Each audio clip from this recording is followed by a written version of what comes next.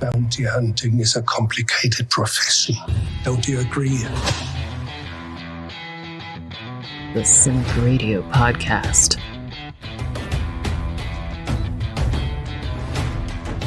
Hi, I'm Chad L. Coleman, Tyrese from The Walking Dead, and Cuddy from The Wire, and you are listening to the Cinik Radio Podcast. Here are your hosts, Cinik. Hey, the facts are Spider-Man belongs in the MCU. Sony was delusional thinking they didn't need Marvel, and now he's back. And we, the fans, are 100% proudly responsible for that. Agree? As long as DC wants to make dark and gritty movies, they're going to lag behind Marvel in every category. And Ryan. Batman vs. Superman is objectively better than Infinity War. IG, did we just forget Kim? You guys completely suck. This is the greatest show of all time.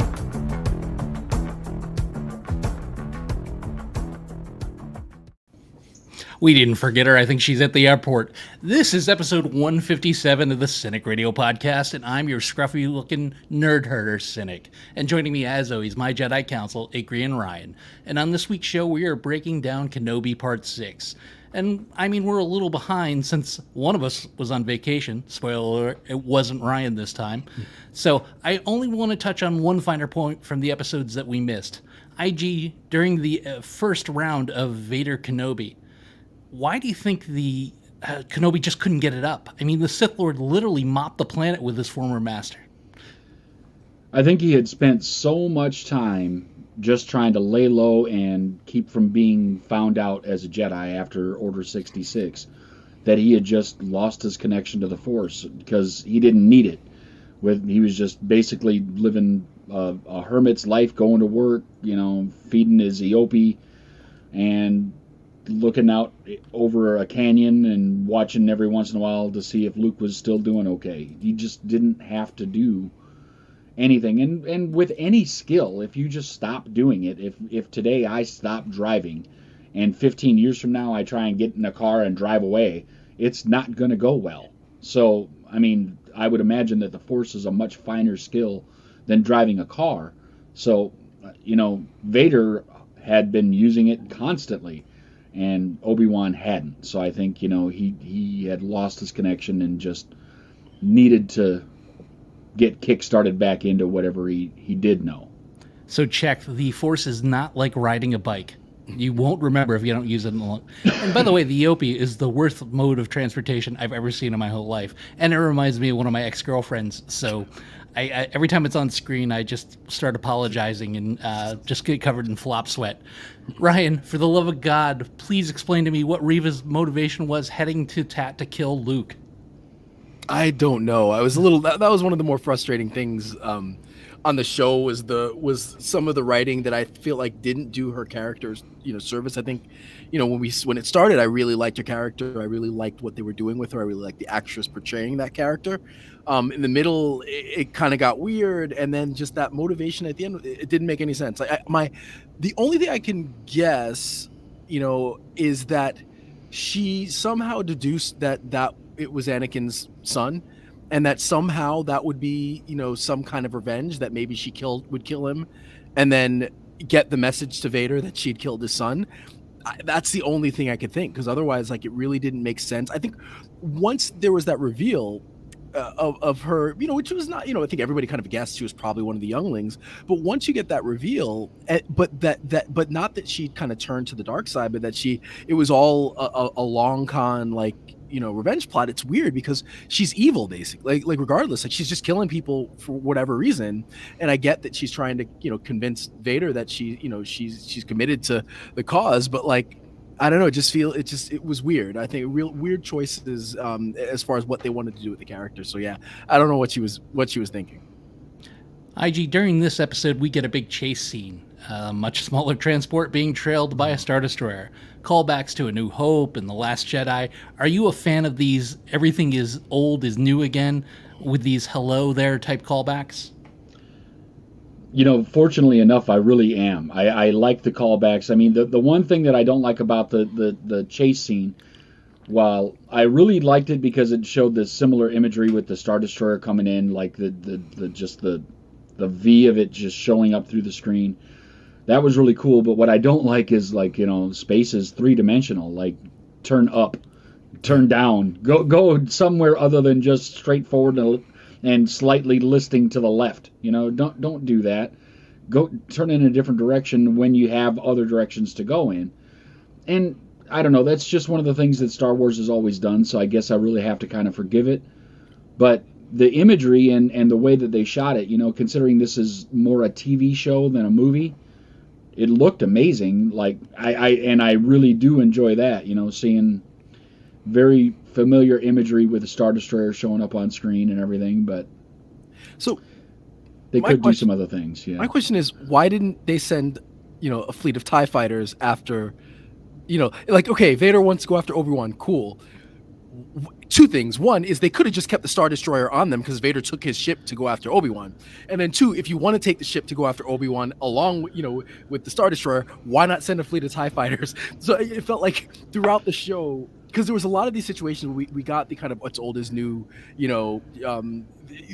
moments, and they felt like they were shoehorned in because they needed characters to get from point A to point B and weren't going to be creative enough to actually write it. And like, that's not overly critical of the show, but I think that was one of the frustrations I had, is that we did get those we're gonna be in an Empire facility and just sneak around like nobody's gonna see us, like there's not all kinds of sensors and cameras, like there was those kinds of things that were a little frustrating, that we get all the time, but I felt like it was done for plot reasons and not because like it was actually useful. Yeah, one of my more geekier friends on the Facebook brought up the fact that it's equipped with 70 to 80 TIE fighters at a time, and that why didn't they use them? And I'm not sure why he knows that, but I'm glad that he did, because it just made me more angry. Yeah. But, I mean, Ryan, does these jumps of logic, do they affect the way you feel about the show or your overall viewing experience? I mean, yeah, to a large, it does. Like we all are going to forgive a good amount of leaps in logic because it just happens in any sci-fi fantasy. You're going to get that. But to me, it's like there are certain things where, like, if you're writing, you got to get from point A to point B, and sometimes it's easier to do one simple thing than to come up with a complex reason. For me, a lot of this was just stuff that should have been. They could have figured this out on a second and third draft, and I feel like it was just kind of lazy writing at times, and that I can't I feel like lazy writing I can't really forgive, because it's Disney. They've got all kinds of money. The people that are working on this are good. It's not like these are bad writers. They're far better than I'll ever be, but like I just feel like there were moments where it's like, well, come on, you could have come up with something better than that. And so that does take away, because there were some amazing moments in this show, but then you'll get it each episode. I felt like had this where it was like some great stuff mixed in with some just like mind-boggling decisions. So yeah, it does kind of taint the experience for me. I can forgive the not chasing with TIE fighters thing for one reason and one reason only, because in A New Hope, when they're chasing the Tantive 4 with the same Star Destroyer, they didn't launch TIE fighters then either. So maybe when they're in a chase until you get to the First Order, they don't launch TIE fighters, because that's the first time I've ever seen a Star Destroyer launch TIE fighters in a chase. Was when we got to, what was it, The Last Jedi, when Kylo Ren and his two cronies went out chasing around after stuff. But that was the only time that we've seen, while they're in a chase, TIE fighters get launched to go chase after things. The only thing... I'm sorry, maybe. The only thing I could think about is measured damage, right? They were controlling the amount of laser they were hitting them with, the strength that they were... Now, if you have TIE fighters swarming it, there's a chance that you hit something vital, because you're just pinging off the sides, and maybe they hit something vital and blow the ship up, and that's not exactly what they want. That's the only thing I could think of. Well, once you know that Obi-Wan is going in one direction, like then it's unforgivable, because if you're going to chase, you have the ability to chase, to do both. You have the ability to chase Obi-Wan and to snuff out this budding resistance. And so to me, then it's like, okay, there's no decision, like you go for, you do both. You have to send a fleet, or, the Star Destroyer chases while Vader goes his way. So I think that's where it's like, I totally get that, and it makes sense. Then okay, strategically, for whatever reason, that's what they do. But at that point, it's like, okay, there's no reason to me that they don't make that decision. They don't make a decision to, to split parties on some level.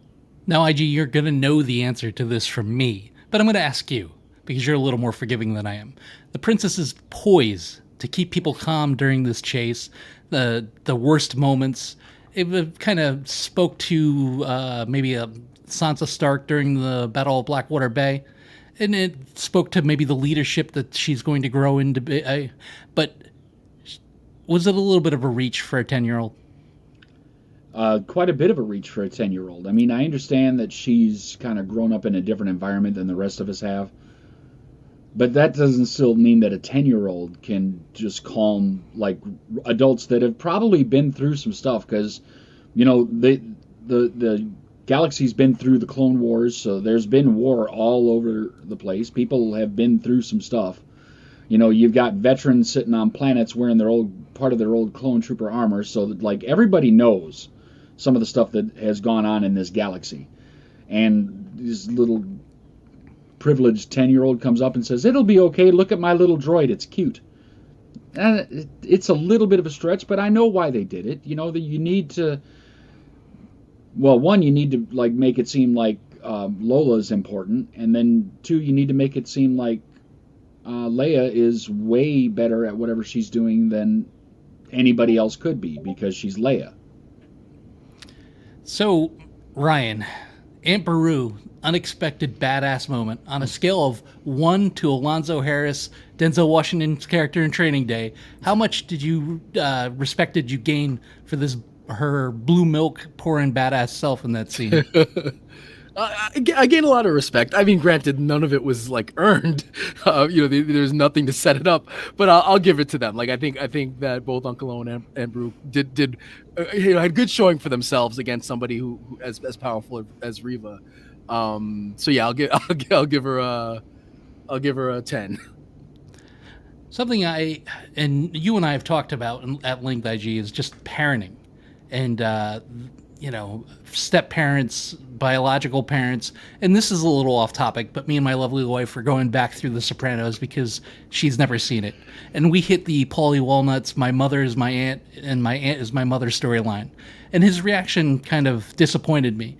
I mean, it's apropos to the character, but why is it? And I know in his case, he didn't know, so he could be a little jaded, but adopted families or extended families, people who took you in when nobody else wanted you, why are people so resistant to that? The people that raised them, why can't they just embrace what they have rather than what they might have missed? It's really odd, because, I have part of that situation going on in my life where my oldest is not biologically mine, but I raised her, and she calls me dad, and she calls me 3-4 times every week just to chat and everything because, I'm dad. But shortly after she moved out at 19 years old and went to go start doing her own stuff and everything, she got the urge to go and seek out her biological father and talk to him and find out things that she still hasn't gotten answers to. But, she wasn't content in what was there and what had been given to her for most of her life. And I can't say I wasn't a little hurt, but I got over it. And, she realized that he's got nothing to offer her because he had no answers and didn't care and didn't really try. But, Luke, on the other hand, it does seem like, at least in this series, seems like he's loved and cares about the other way. So it seems like Aunt Beru and Uncle Owen do love him as family. And it does seem like at this age, Luke is very content with Uncle Owen and Aunt Beru. I guess, you look at Leia and, she finally got to the realization that the parents that she has are great. But I think she liked hearing that the ones that she came from were great as well. Yeah, I agree with you there. I was a stepfather twice, one successful, one unsuccessful. And I grew up having a step-parent, and even though he didn't do a great job raising me, he was still better than the person out there that wanted nothing to do with me. So I'm never quite sure when people can't appreciate what they have, and they always have to look in directions where, the people that are out there don't want them. And, there's a pretty good chance there's a reason why they're not in your lives to begin with. So, Ryan, the final showdown between Obi-Wan and Vader did not disappoint. Ben came to battle this time filled with emotions, force powers, some excellent saber work, and it just was amazing. Some great dialogue. Have you come here to destroy me, Obi-Wan? Which was used in the past. I'll do what I must, and then you will die. For the fight choreography, the music, the dialogue, just the saber battle itself, is this the best of all time? If not, where do you rate it? Oh, it's a tough one. It's very good. I don't know if it's the best of all time. It might be if you're talking just one-on-one lightsaber battle. Yeah, I don't know that we've seen anything better, especially in films. So, or on TV. So I might say, I'd have to think about it a little bit, but yeah, it might be the best one-on-one. I think I love the throne room scene in The Last Jedi, so that's one of my favorite scenes as well. But yeah, this is definitely up there. So if it's not one, it's like 1 and 1A. But the only thing I didn't love was just like when he started lifting the rocks and throwing it, and it made Vader look a little bit weaker. Like I think, it almost made like he looked like what Anakin's supposed to be, right? Like the most powerful Jedi. And it was almost like, where did that come from? I get that he had lost his connection to the Force, and that developed over the show. That was kind of part of his arc, but it was almost like too much. And then he was overwhelming Vader, and that I didn't love, because I think I loved everything that they did with Vader. And I would have liked, I didn't like that he was like that far superior. Although I did like that, that smile that he gave him, and then just the dialogue between them.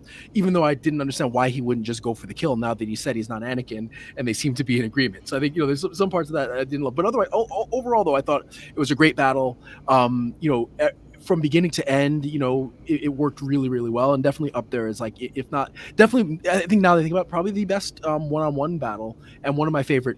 Period. So it'd definitely be in the top 2-3. IG, your strength has returned, but your weakness remains, and that's why you always lose. Vader caves in a large area. Obi-Wan is buried alive. I mean, if this happens slightly later in the fight, would this been a good stopping point for the storyline to just to preserve what's already there? He thinks Obi-Wan's dead, job done, and I'll move on. Yeah, it might have worked that way. I mean, I kind of giggled to myself when I was watching it, because I'm going to cover you in rocks. And even Ice Cube's son, in one of the early episodes, every young kid who lifts rocks, I'm like, all Jedi do are lift rocks, man. They're like, you're going to cover a dude and stuff, like, what do? I lift rocks, with my mind. So that's your idea, is I'm going to cover you in rocks, cover you in lava, shoot you with a planetary defense system, do something, but no, rocks. I knew that wasn't going to... First of all, we all knew that everybody was going to survive, right? Because otherwise the rest of the movies don't happen, right? If Obi-Wan dies there, we don't have the rest of the movies, because Luke just moisture farms for the rest of his life. We don't have anything else.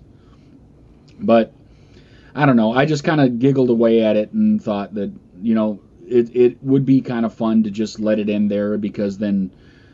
But it did seem like, if you go back to A New Hope, that Vader knew that Obi-Wan was still alive, because he's like, when last we met, it's like, I didn't think you were dead, so because I'm not surprised that you're here. So you really didn't need to have it go that way, because then it's a complete surprise when Obi-Wan does confront him on the Death Star. So it could go either way. It might have been a nice tipping point to just leave him there covered in rocks and just go away, but I think what we got was just a little more spectacular and pretty fun. The Reva versus Lars and Beru showdown was better than expected, Ryan, but could we have done without breaking away from the main conflict? Do you think it kind of chopped up the fight a little bit? I mean, that's one of those Star Wars tropes that I'm okay with, because you think about almost every movie, a lot of the TV shows, when you do get to that big battle, it's generally there are 3 different fronts fighting, and so you're getting it chopped up like that in general. So that's a common thing that I'm actually okay with. That's perfectly fine. I don't love her motivations, and I don't think that it was necessary. So it worked as far as a scene. I think it worked well. I think they've established, especially with the more recent movies, they kind of established that, hey, no matter how force sensitive you are and how powerful you are, if you're mortally wounded, or if you're wounded badly, you lose something. We saw that with Kylo Ren, and so I was okay with, with Uncle Owen and Aunt Beru, being, able to fight her off, and I was okay with the scene as it worked.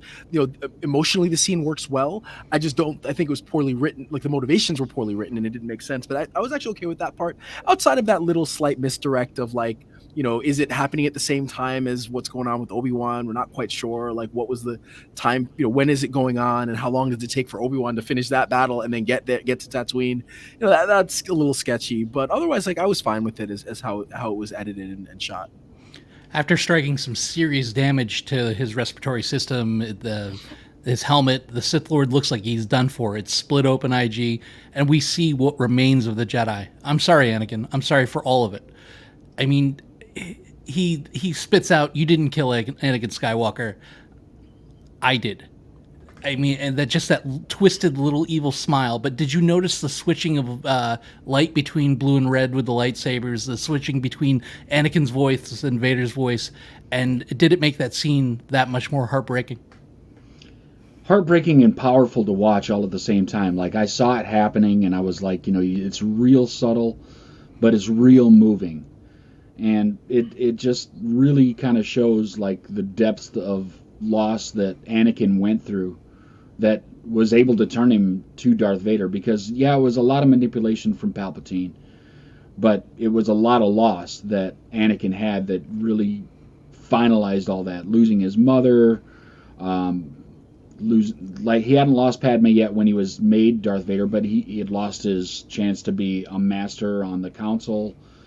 Just things like everything just kept like smacking Anakin, and he started later than a lot of Jedi do in his training, and had some things against him, but it was still a character that Anakin in the prequels. I loved Anakin even when he turned to Vader, because I thought he did really well as Vader. So it was kind of heartbreaking, and I think Hayden Christensen did much better in the scenes where he was visible as Hayden or as Anakin, as it would go, than he did in any of the prequel stuff. So kind of goes back to show that maybe it was the writing that was a little bit handicapping him and stuff. He wasn't nearly as good as Ewan, but he was still very good. Ryan, the question everybody is asking. Unlike the battle on Mustafar, where Ben clearly thought his opponent didn't make it, why? Why did he walk away and not finish him off? I don't know. I don't know. There's no answer I can come up with. I mean, outside of him just not being willing or able to kill, his friend. I know I've heard people say that it's like Jedi are merciful, and they kind of pointing back to when when Anakin kills Dooku and that he thought it was wrong, but no, because he just easily killed a number of stormtroopers who, it's like, no, come on. I mean, just in general, like, he's killed a bunch of people for no reason who were not actively attacking him. So he drowned a bunch of stormtroopers, in an earlier episode. So there's no reason for me to think that he was just being merciful because it's the Jedi way. I don't there's no good reason. And I think that was a little bit frustrating, is that, he's got Vader wounded, defeated at that point. And, you've got to take the kill shot. You've got to know that unless he had some knowledge, which again, he's got no connection to the Force up until, or limited connection up until the series starts. So it's not like he could foresee that, he needs Vader to be alive because Vader is going to, and redeem himself down the road. That's not a reason. So I don't know. I can't think of a good reason. Can you? I have a good reason for you, Ryan George. If we refer to the other Ryan George out there on YouTube does his, because the movies have to happen. Yeah, exactly. That's it. If he kills him, we don't have any movies. But then we're back to the lazy writing. But you can't. How do you kill him right there and still have A New Hope? That's why you have to let him live. To be fair, I love that. Like, it was the best bit of acting that Hayden Christensen has done in the entire series. Is just that smile was incredible. Like, it was really, it really worked. And like you mentioned, with the way that the voice, the modulator changing between Anakin and Vader, like that's beautiful there. But then there should have been some reason, a real reason why he couldn't kill him. Whether it be that maybe there was a fleet of stormtroopers coming, or something. The Inquisitors were all arriving. Something to stop Obi-Wan from actually killing him. But yeah, it's like, if that's the reason, then they needed another draft of that script. So, if it was just so that the show could happen or the movies could happen, then we need another draft of that script in order to make that work. Because that's the kind of thing that bothers me. Because it's like, I just can't figure it out. Close at the logical closure point. Yeah, that's the only thing I could come up with is one or the other one thought the one was mortally wounded and the fight was over and I don't need to do anymore. Much like he did on Mustafar, like all he had to do is go over and hit him with the saber one more time and he was 3/4 dead to begin with. But, he assumed that he was dead and you figure he wouldn't want to make the same mistake. But I do like your out where there would just give me a reason why you didn't finish it off. Yeah, exactly. Like, that's it. That's all. And because the other thing is, like, I mean, this, at least he didn't leave him for dead, because that was the annoying thing about the show is, like, Reva lives the Grand Inquisitor for dead. Darth Vader twice leaves Reva for dead. Like, Darth Vader leaves Obi-Wan for dead. Like, come on. Like, I know this is a kind of Star Wars trope, but, like, this happened, like, several times. And then it's like, wait, this has got to be a writing issue. Like, what's going on? Like, well, they were saying the Grand Inquisitor lived because he has two stomachs. That alien race has two stomachs. Okay. That was just frustrating. Yeah. IG Ben gets back to Tatooine post Reva's Luke chase, and the young Skywalker is unconscious but remains unharmed.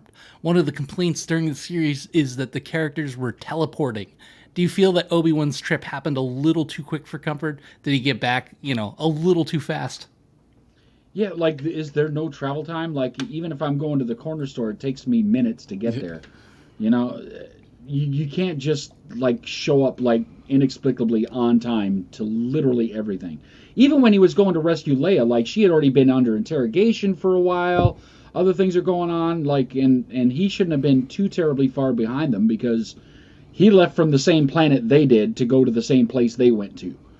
So it shouldn't have taken that long to get there, and Reva had been interrogating for a while and moved to the crazy interrogation room where she was going to, like, stab her and do other stuff to her. I don't know how, like, when it's convenient for the hero to show up exactly when he needs to show up, why that continues to happen. I mean, I guess it's because the show's got to happen, and, like, are we just going to stand here and, like, wait and, like, have Owen and Beru standing out in the middle of the field just kind of looking up at the stars like, you coming back anytime soon, buddy? But that scene doesn't need Obi-Wan. Like, that, everything that happened could happen the same without Obi-Wan showing up, and it works. Owen so again, could have gave her need that. Owen could have gave her that same exact talk. Yeah, he could have absolutely gave her that same exact talk. And I don't know if it was Obi-Wan that brought the worst out of Reva, but Ben tells her, I mean, you can be redeemed. There's redemption in the fact that your actions and you had a change of heart when it came to Luke. I mean. But if she's trying to be redeemed, Ryan, do you think that she might want to start with the guys she cut his hand off for absolutely no reason than because she could? I mean, how much redeeming will she have to do to come full circle? I don't know. I mean, it is Star Wars, so you can, it's redeemed for anything. I mean, Vader theoretically is redeemed for, like, just genocide and killing younglings and everything. So I guess you can be redeemed, but yeah, I mean, that's again an issue I have with what they decided to make that character. Like, is that, she's gone so far evil for what? Like, and for what? Like, there's that, okay, so she didn't kill a kid. Like, yeah, she's got a long ways to go. So, I don't know. It's like, it's frustrating that, like, that part of the writing is a little frustrating to me. Cutting hands off in the Star Wars universe is nowhere near as bad as cutting hands off in ours, right? They just go down to the mod shop, get a new one. Yeah. And, like, you can feel with it, and it works just like a normal hand, and it no longer gets tired because it's mechanical. So, you don't really need, like, you throw that guy $20 and he can go get a new hand. Like, life is good. So the redemption on her for cutting hands off is pretty low. I mean, Ben was notorious. I'm just going to go around cutting hands off. I mean, he's almost like Mike Tyson in ears. We could talk about this all the time. And let's face it, the Android hand might be better for certain other activities. It's called The Stranger. Look it up on the internet. IG Leia plays her best George Costanza card and leaves Lola with Ben unexpectedly, only to have him bring her back. During your dating years, have you ever done that? Have you ever left anything with someone so you'd have to see them again? Yeah, the thought had been there, but I never did it because most of the time when it was over, like, I either too pissed at the person or too heartbroken to want to continue to try and do something. And the one time I did like have a relationship come back to me and everything, it ended very badly. So I learned my lesson, like, don't try and revive old shit. I agreed there. One time I left my copy of Punisher War General, my DVD of Fletch, and the remote control to my TV. And if you know what I'm talking about, you're awesome. Ben gives Leia the talk about her biological parents, Ryan. Did it kind of give you the feels a little bit as he relived Padme and Anakin through his eyes to Leia? Yeah, that did. And it also kind of, I was okay. I know you talked about it earlier about kind of her level of maturity seems a little much for a 10-year-old. But I actually I was okay with that. I feel like she's a princess. Like, it's like, what are her, how does the Force express itself in her? And I think a lot of it is, throughout the series has been leadership.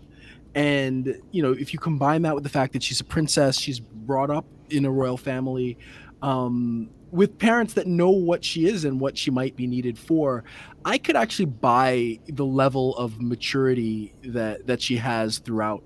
And I do think that gave me the feels, because, it was Obi-Wan saying something that was really hard for him to say, to a girl who, if a less mature girl or kid would have wanted to know more, would have asked more. Luke probably would have asked more questions and wanted more information. And I think he trusted her that she wouldn't need more. So I think that scene worked really well. And definitely did give me the feels. Yeah, me too. IG surprise cameo from the Emperor. He makes an appearance to dress down the Dark Lord of the Sith for his Kenobi preoccupation. Was this enough of an answer why Vader didn't continue to pursue his former friend and master over the next 6 years? I think it was. Honestly, I think that, basically the Emperor's saying, "Oh, I think you're distracted. Like, you should be focused on what I say and not what you think about." So, like, if he's learned anything since becoming a Sith Lord about how the Sith Lords work, especially since he killed one, his master killed another one. So, like, Sith Lords just kind of die off all over the place, and most of them are ones that are crossing the Emperor. So if you're going to cross the Emperor, he'll just go get a new one, because y'all are replaceable to him.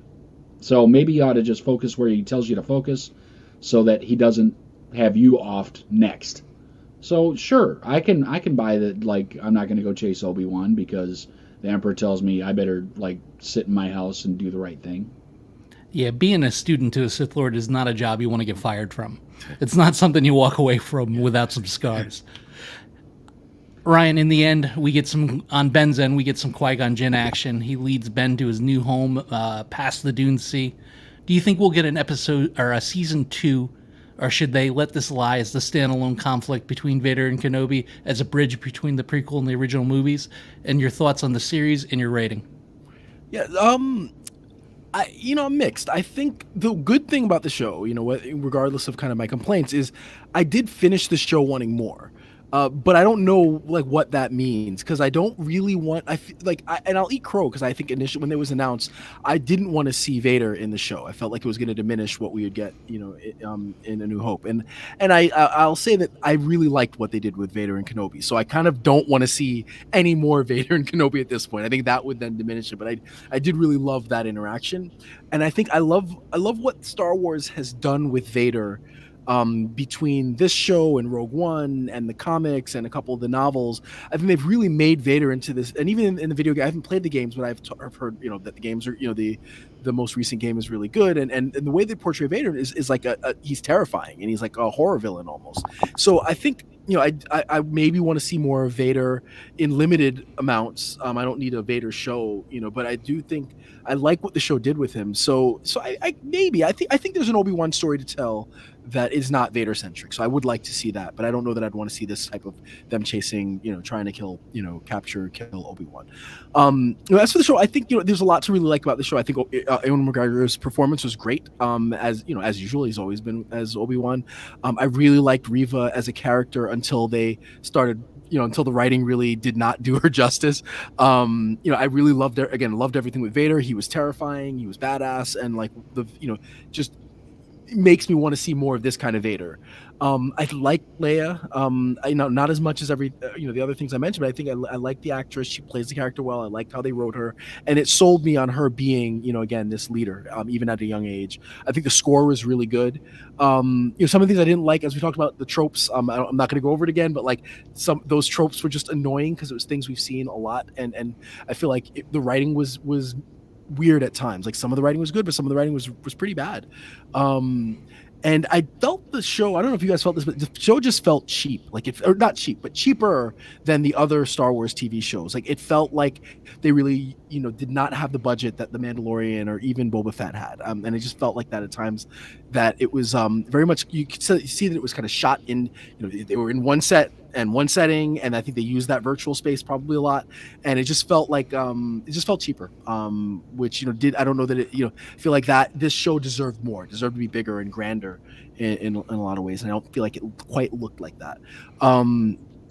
But overall, I did enjoy the show. It's not my favorite, but not my least favorite either. And I think there were spots where it could have gotten a 9 or 9.5 for me, but I think just the writing and it just took a little bit away from me, so I'm going to give it a solid 7.5, 8 on a good day. But yeah, that's my score.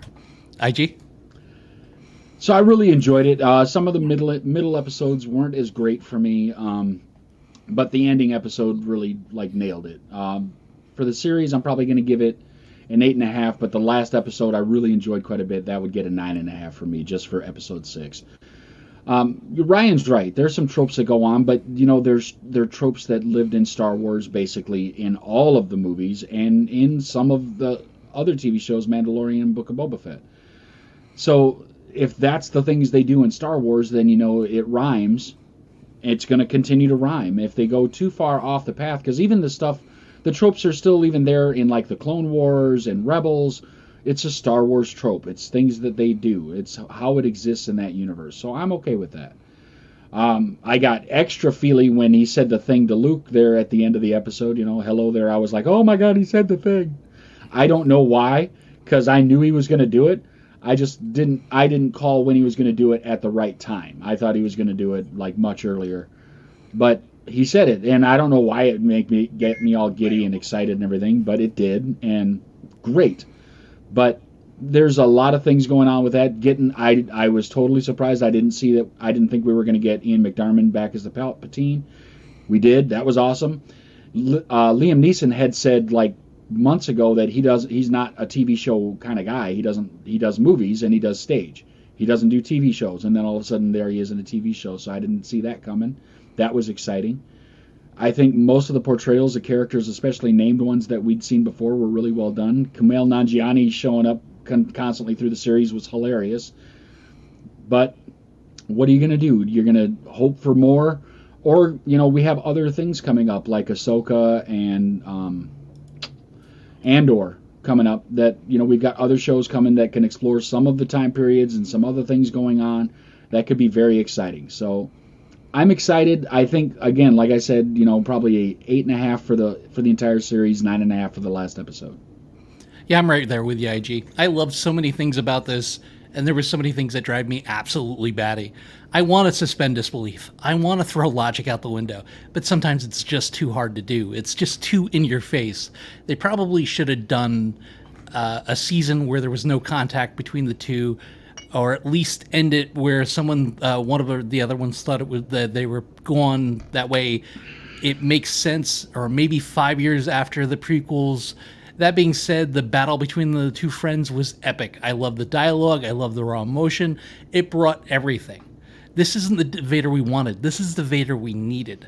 And I mean, I've lost a lot of good friends over the last few years, but I've never had to kill one. So the raw emotion there was amazing. It hit all the right points for me. I definitely could see them doing more with young Leia. I mean, it is Disney, so they're going to hit on that kid market at the end of the day. We were introduced to some interesting new characters and got to spend time with Ewan McGregor as Obi-Wan again, which is becoming my favorite thing about Star Wars. I don't think I'll ever get tired of seeing him play that role. Overall, I'll give this final episode a 10 just for the duel and the battle alone, and I'd give the series a solid 8. So that's about all the time we have for this week. I'd like to thank my cohorts Igri and Ryan for showing up and putting the work in with me. We'll be back in the next couple of weeks and possibly fit that Doctor Strange and hit a little bit of Thor: Love and Thunder in the future. So IG, until next time, don't get captured.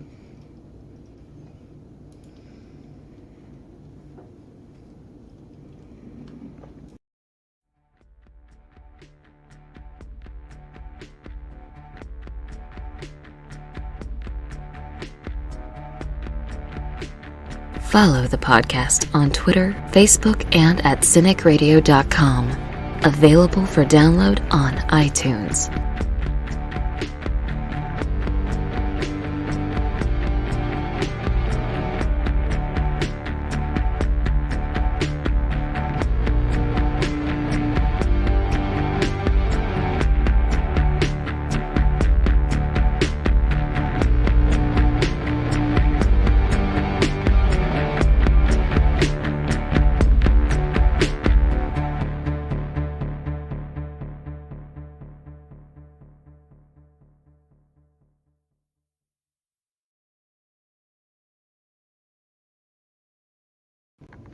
I just don't know why I've got to hit the button twice. Like, if I hit end stream, that should be the end of stream. I shouldn't have to hit a button again in the goddamn stream. I hit it, and then I go on. Sure? Yeah. It's like, you sure? Do you want to keep streaming? No, I hit the end stream button. I'm pretty sure I want it done. IG, do you want this audio? Yeah. You gonna have time to do it? I should. I just need my wrist to function. That's what I'm taking. I took some gout medicine. I took some steroids. I'm drinking cherry juice. I'm trying to... it started hurting 2 days ago, and I probably should have started taking stuff then, but I only have a limited amount of the steroid left to take, so I was trying to stretch. You can't get more? I don't know why my doctor's being such a pain in the ass about it. I'm not asking for a daily regimen of prednisone. What's it going to do to me even if I do take it? It's not juice. I'm going to get jacked. No, it's because I can't take anti-inflammatories. I need to take other solutions, and that's the one that they said works. So please, can I have something? Oh. But if it doesn't get better by sometime tomorrow, I'm probably gonna try and go to urgent care or the hospital or something and see if they'll do something for me, because this is miserable. Even just turning my hand over to try and scratch my arm or something or wipe my ass. Not fun. And it's, of course, my right arm where my shoulder's fucked up anyway, so hey, let's have... So, yeah, the whole thing. You need somebody to cut it off with a lightsaber? Yeah, if I could get the Mod Squad to come build me a robotic one, I'd be all over that shit. Where is this one? Why don't I see it? So Anna brought up an interesting point. So now in we basically recast Han, Luke, Leia, Lando, Anakin / Vader, Obi-Wan. In 10 years, do they just remake Star Wars with the new cast of characters that they've got already cast in all those roles? I kind of want them to. I really do. Because they could.